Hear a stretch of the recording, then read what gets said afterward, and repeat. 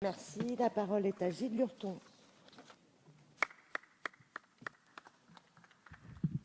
Oui, merci Madame la Présidente, Madame la Ministre, mes chers collègues. La loi du 11 février 2005 avait prévu la date butoir du 1er janvier 2015 pour l'élaboration dans chaque commune d'un plan de mise en accessibilité de la voirie et des aménagements des espaces publics. Je veux pour ma part soutenir ici la volonté d'un très grand nombre d'élus locaux qui considèrent l'accessibilité non pas comme une charge supplémentaire, mais une nécessité, voire une chance pour les collectivités locales. En tant qu'élu local en charge pendant un temps de l'accessibilité sur la voirie, j'ai pu mesurer l'ampleur de la tâche et la faiblesse des aides pour l'accessibilité dans un contexte financier déjà très dégradé. J'ai pu mesurer aussi combien les difficultés pouvaient être grandes pour réaliser des équipements susceptibles, et ce doit rester notre objectif, de permettre aux personnes en situation de handicap de se déplacer en toute autonomie. Aussi, face au constat de l'impossibilité de respecter l'échéance du 1er janvier 2015 pour la mise en accessibilité, votre projet de loi propose des mesures transitoires et un report de fait de cette date butoir. Je comprends bien les critiques et mesure les attentes légitimes des associations des personnes en situation de handicap. Il faut cependant analyser objectivement les raisons du rendez-vous manqué de 2015. Ce rendez-vous manqué s'explique par la complexité et la rigueur des règles, l'absence de prise en compte du coût des travaux, la mauvaise appréciation des délais et un environnement économique, je l'ai dit, dégradé.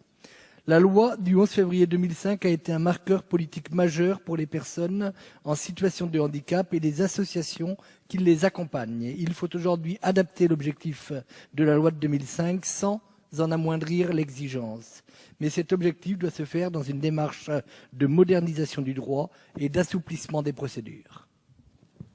Merci. Adopté. Nous arrivons à l'article 3. Monsieur Lurton, vous êtes inscrit sur l'article 3. Merci Madame la Présidente. L'article 3 rassemble différentes mesures permettant d'ajuster par voie d'ordonnance le dispositif de mise en accessibilité universelle et notamment en ce qui concerne les possibilités de circulation des chiens guides d'aveugles, mesure sur laquelle je souhaite revenir plus spécifiquement.